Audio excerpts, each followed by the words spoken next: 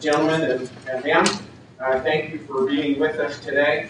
And I'd ask Mr. Woolsey to lead us off with a few opening comments. Mark Weatherford's going to have to leave at 5:15, so let's start with him. Go ahead. Thank you. Thank you very much. First off, I'd like to start by thanking the ranking member for being here. I've been in the federal government for about 18 months now at DHS, and I can tell you there are not very many members on Capitol Hill that can speak with such authority on this subject. In fact, there are very, very few.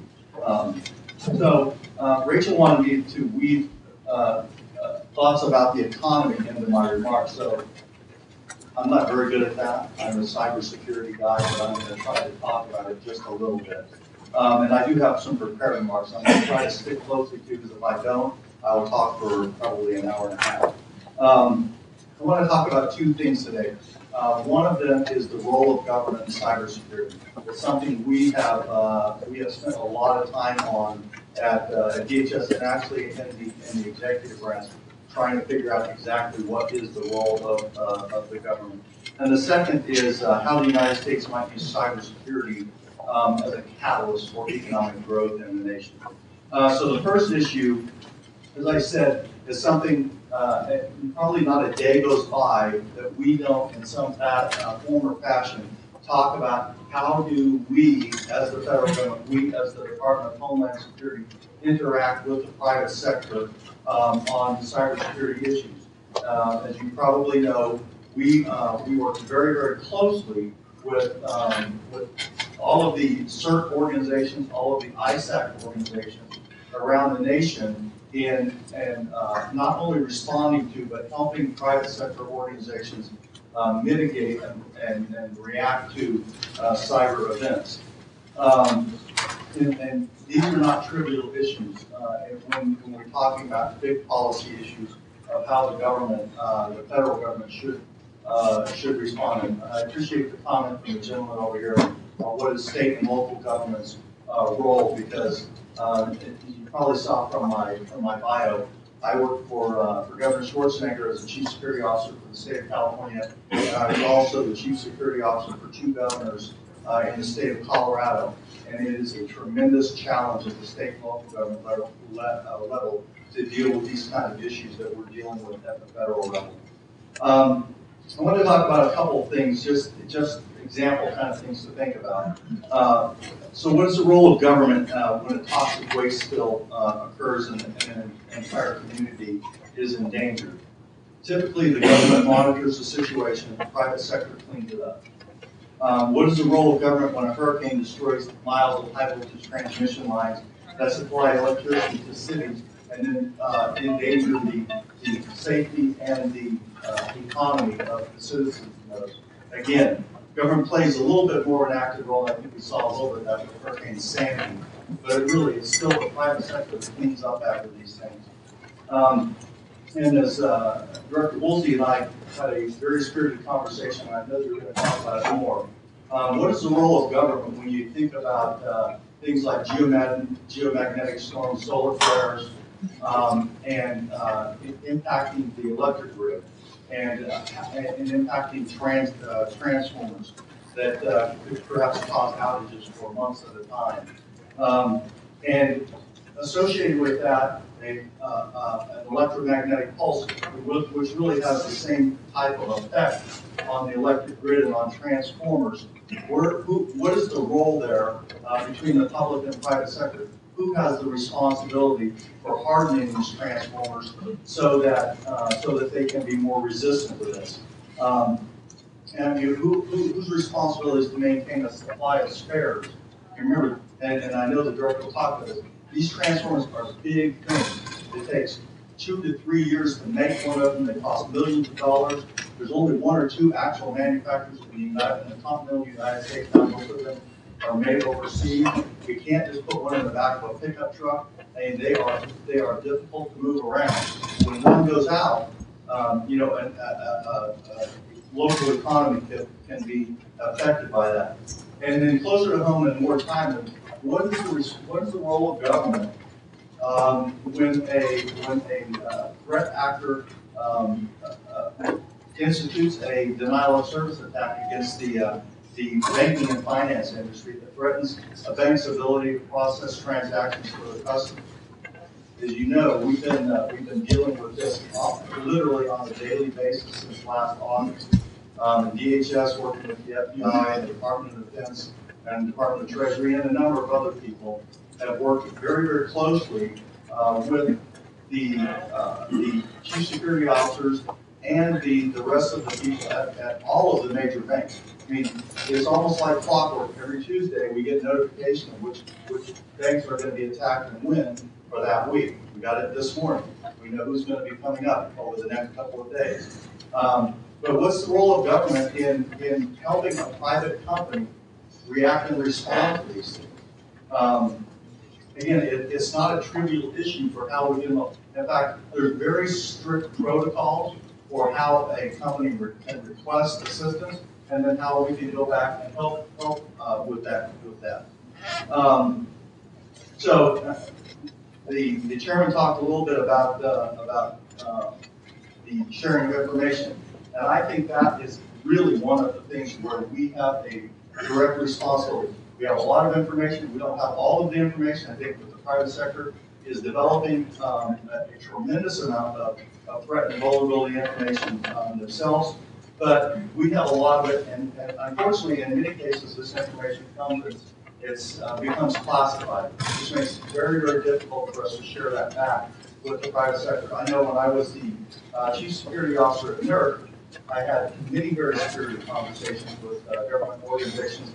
I had a clearance at the time, so they could brief me on threats to the electricity sector, but then I couldn't do anything with the information because it was classified information. So we are trying to break that down, trying to create airlines where we can, in fact, share this information out more broadly. In fact, our philosophy at DHS is a little bit different because we do have, in fact, have these cybersecurity responsibilities, not only for the civilian federal government, but for the critical infrastructure companies across the nation. And it's something that we call the duty to share rather than the need to know, which is kind of the boundaries around classified information. So, shifting gears, my second topic is that I think that there's an opportunity for the United States, and I've had this conversation with a couple people, and sometimes people look at me like, this guy's absolutely crazy thinking about this like this, but I think there's something there, and unfortunately I probably won't be around to take questions, but talk about it, send me an email, I'm glad to have the conversation. So the issue is how the United States could consider cybersecurity policy and the investment in technology that supports that policy as a catalyst for economic growth in the nation. Security has always been, those of you that are in the business, has always been kind of a do it if you have time, do it if it doesn't cost any money, build it into the system. Well, the problem that causes is we're in a constant state of rebuilding our systems, of rebuilding our infrastructure. I was reading something about the Hubble telescope a couple weeks ago, and it struck me that this is an interesting little analogy. Hubble was funded in the 1970s and launched in 1990 at a cost of about $2.5 billion.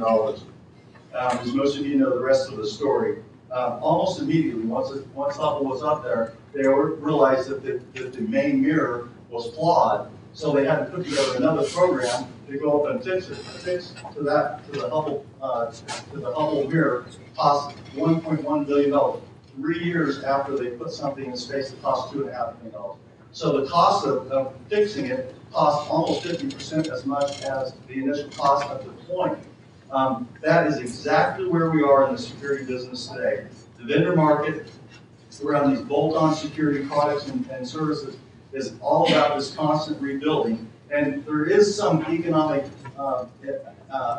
activity and incentive for this, but it's not the kind of big ideas I think that we expect from a nation of innovators. And these are not just maintenance issues. It's like changing the oil in your car. You kind of expect to do that. We're talking about, most of you know, every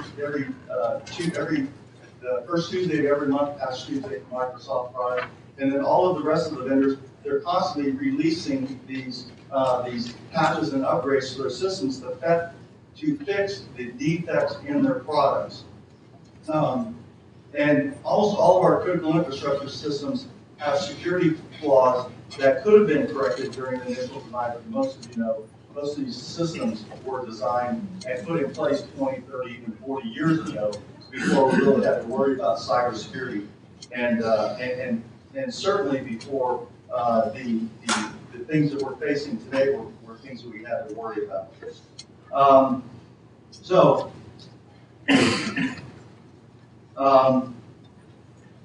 I would just wrap up there. I think we're in this constant state of remediation. We're making systems work kind of like with a bunch of broken parts. And this remediation creates a job that really only has limited impact.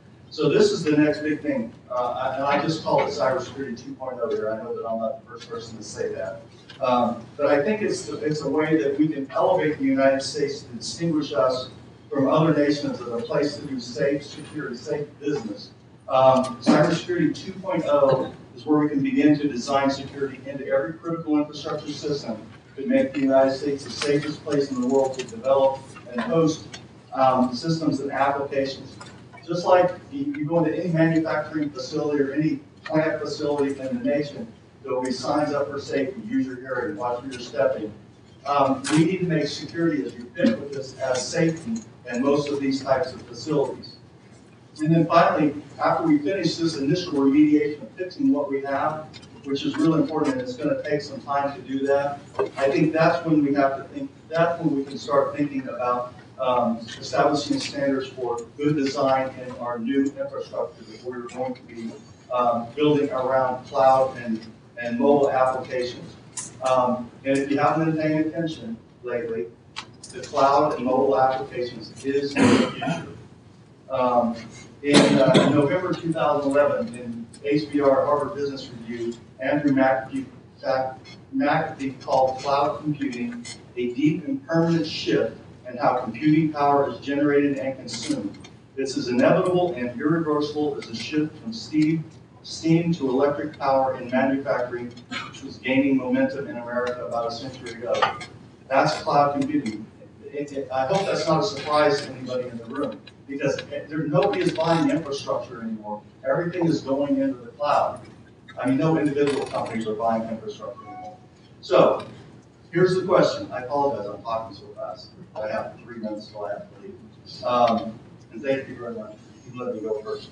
How do you feel about banking and hosting your financial information in a country where you don't know what the security policies and controls govern the infrastructure? Would you feel better about doing that same business in a place where the policies and systems have been specifically designed, implemented, and are regularly tested to ensure they have effective cybersecurity practices and controls in place? What about your healthcare information? What about any of your personal or privacy-related information? I think that people in other nations and companies in other countries will feel the same way and choose a more secure place to host their information and their data.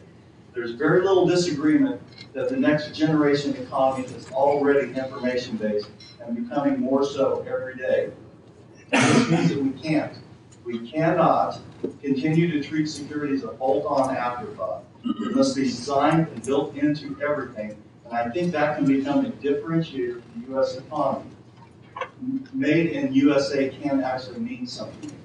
So, software will be developed with secure coding, systems will be designed to natively encrypt and protect data, and our hosting facilities will have threat monitoring and continuous diagnostics and mitigation built in to create the most secure facilities in the world. Security can, in fact, be profitable. Thank you, and I apologize for blowing through that so quickly.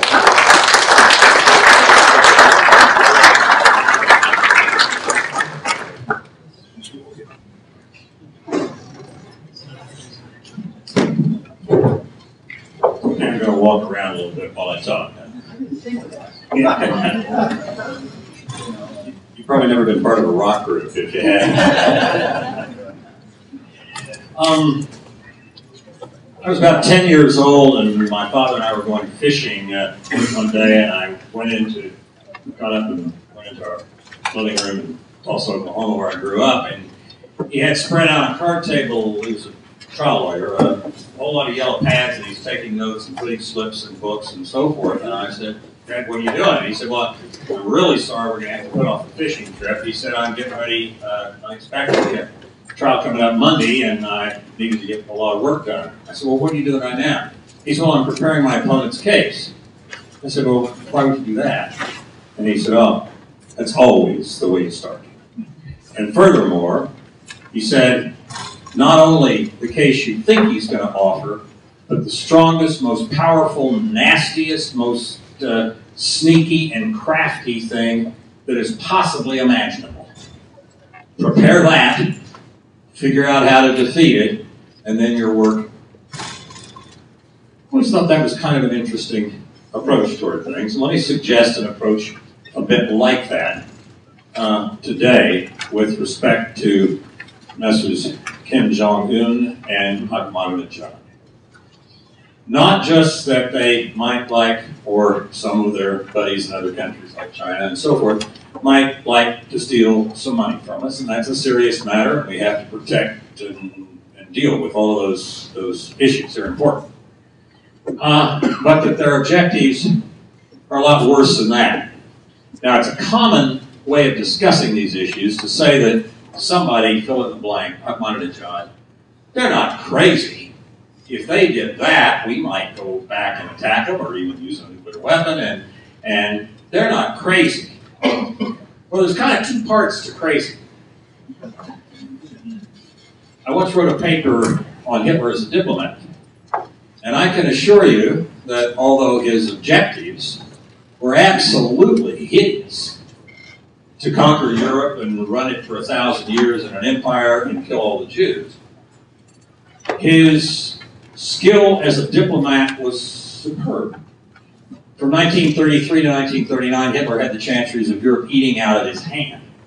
He was as good as Metternich at his best. It is not inconsistent for a sociopath like Hitler, or Kim Jong-un, or Ahmadinejad, to have a crazed, evil, world-destroying objective, but still to be a crafty dude. And we have, I think, lapsed into a mode of thinking about the Kim Jong-uns and Ahmadinejads that, well, you know, they're just sort of like your average Soviet leader. Now, let me be clear. I want to be precise about what I mean about this, but I really kind of miss the Soviets. I mean, I spent a lot of years trying to figure out how to deter them and what kind of weapon systems to buy and how to spy on them and stuff. But I also negotiated with them 4 times, and my Soviet counterpart and I would get mad in a meeting. We'd go out to dinner together, and after a couple of glasses of wine, we'd start telling Jewish jokes. And, you know, we could kind of make things work. The Soviet generals are the ones who kept Fidel Castro from persuading the Soviet government to use a nuclear weapon during the Cuban Missile Crisis. We now know from the material that was released that Castro badly wanted a nuclear weapon used during the Cuban Missile Crisis. Why? Because he wanted to destroy the United States, but it would have destroyed Cuba, right? Well, did he care? Not that much. So a Soviet Navy captain stopped his small flotilla from launching NPR special on this a few weeks ago, or PBS special, stopped his small flotilla from using a nuclear torpedo during the Cuban Missile Crisis, something that could have set off nuclear war between the U.S. and the Soviet Union. So, you know, bless the more or less common sense of at least some Soviet military people. And furthermore, they didn't really want to die for the principle of from each according to his ability to each according to his need. They wanted to modernize their country homes outside Moscow. So we got used to dealing with a more or less enemy that was kind of clumsy and bureaucratic and a lousy economy, which we eventually outperformed They kind of withered away, and they tossed up a Gorbachev, who's a reasonably decent guy, as their last. I miss him. I miss him. Because what we have now is a couple of people, and there may be more, but at least let's stay with Kim Jong-un and Ahmadinejad, that are quite capable of a lot more than the kind of tensions we had with the Soviets, that appear to be quite capable of Hitler-like thinking and behavior. Now, if they were, taking my father's advice, what might they do? Well, first of all, they would notice that the United States has 18 critical infrastructures: food, water, electricity, natural gas, financial, etc. All 17 of the others depend on electricity. If the electricity grid goes, not just for a few days, as in Sandy, but for months to years, and even part of the country, because in part we haven't stockpiled transformers and haven't done a lot of things we need to do, but let's say months. It's not just your lights that go off. You can't pump gasoline at the filling station because the pump is electric. You can't get food because the delivery systems all depend on things that are electric in one way or another. You can't get water because the pumps don't work. You are not back in the 1980s pre-World Wide Web. You are back in the 1880s pre-electric grid, and I doubt very seriously if you have enough water pump handles and plow horses and seeds to function in a 19th century economy. Some of the estimates on what would be the result of the grid going down for a substantial period of time, let's say a year or more, look very hard at the possibility that you would have 200 million of the 300 million people in the United States dead. Because the agricultural system we have is highly technological, depends a lot on electricity and irrigation and a lot of other things, and will not feed more than about 100 million people at best in its non-electrical, non-networked form. So we are talking about the ability, at least that a Ahmadinejad or a Kim Jong-un could seriously consider, if he hated us enough, if he hates us as much as Hitler hated the Jews, which is a lot, then the possibility of taking down the grid, or at least a big chunk of it, for a substantial period of time via hacking could be something more devastating, really, even than some scenarios in which nuclear weapons are used. Because a nuclear weapon may destroy a city or part of an area, fall out and they kill a number of people, but it's probably not going to fundamentally undercut all of the infrastructure.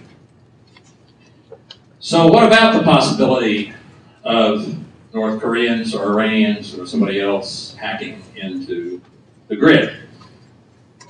Well, the way I feel about the electric grid is kind of bipolar.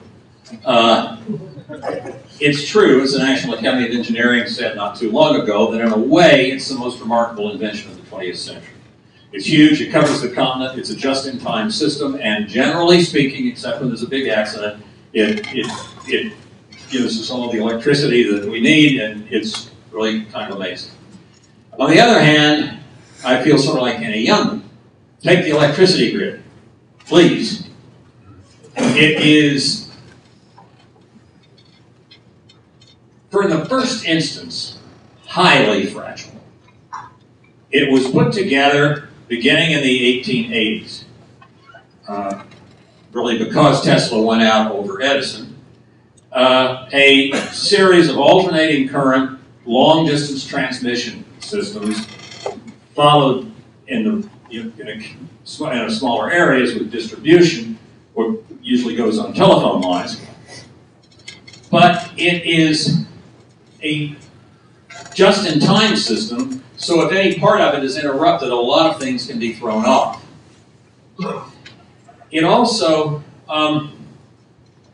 it used to be, in the time of the childhood or even young adulthood for almost everybody here, it was a system in which if you were in Idaho on the local utility in Boise, and you were seeing some kind of a problem and you needed some electricity from Washington State, you picked up the phone, it was probably something that hung on the wall, and you dialed long distance to the folks over in Washington State. You said, hey, you know, we're going to need some feed here in about 30 minutes. So how you all doing? Can you help out?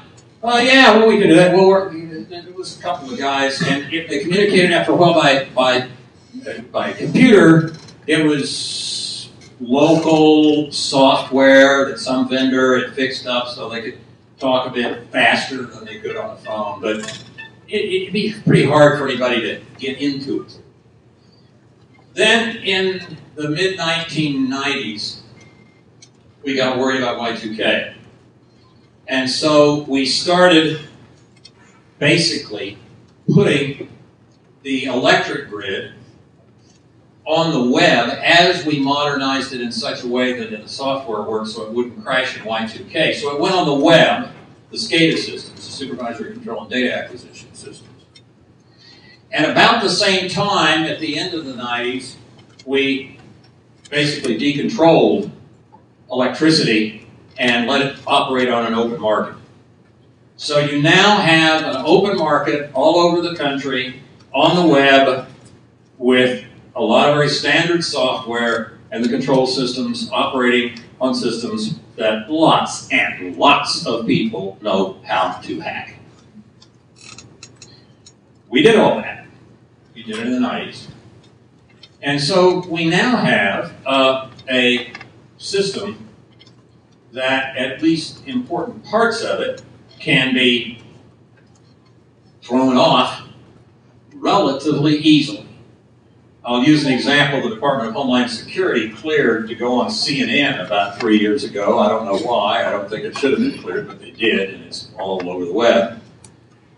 Which is one pretty simple hacking maneuver, where you have a spinning machine, 60 cycles, and you want to put another machine into the mix and to synchronize it. Instead of putting them together as in a slow process so they synchronize properly, what you do, if you're a hacker, is that you turn off one of the machines, the other one spins very much faster because of the torque, and then within a second or so, you put them back together again. So the spinning one destroys the other. Well, that was on CNN demonstration up in Idaho 3 years ago. There are other relatively simple tricks, and it would be good if we were dealing with some ways to defeat them. Now, who's in charge? Surely somebody is. Not really. There are 50 public utility commissions that are kind of sort of in charge each of their state. They're more or less run by retired electricity utility executives. And there are not very many of them that are out front with respect to research and development. The deputy director of ARPA-E, the Advanced Research Projects Agency for the Department of Energy, told me a couple of weeks ago that if you take the research and development done last year by all 3,500 American utilities and add it together, it is less than the R&D that is done by the American dog food industry. Now, we have pretty healthy dogs, so, you know, but there is no interest in the industry in dealing with these problems. There is a sort of tragedy of the commons problem, that each utility says, well, if I fix things, stockpile transformers to do other stuff. And my neighbor goes down, he'll probably take me down too, so I'll be wasting money, and so I'm not going to do anything unless everybody has to do it. Well, who would everybody be?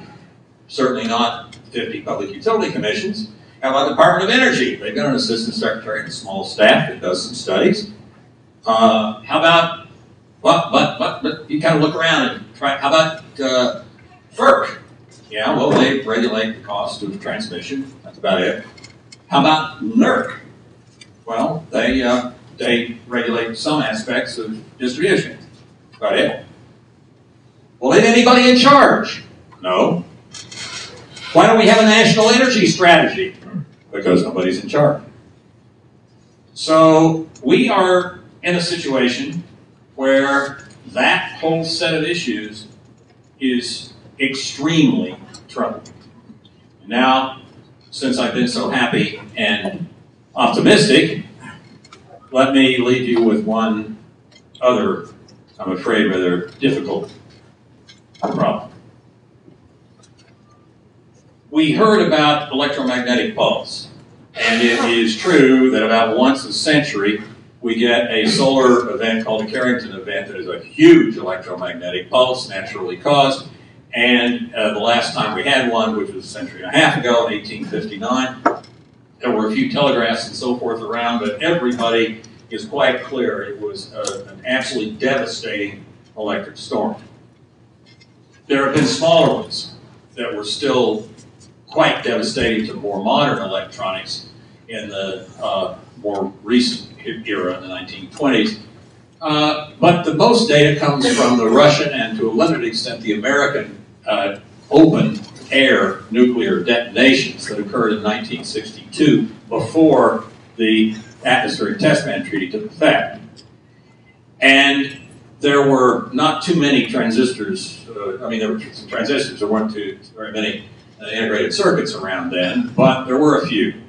And looking at the effect of those, both the Americans and Russians came to the conclusion that a storm of the sort that occurred in 1859 could be absolutely devastating to all electronics. The Russians, I'm afraid the Chinese, now the Israelis and the British are all hardening their electrical systems against electromagnetic pulse of the solar type. We are not, because nobody's in charge. And just one final point, it's possible to create such a pulse with a detonation of a relatively simple nuclear weapon. It doesn't have to be sophisticated, just has to go off 50 miles up, let's say, in a simple orbit.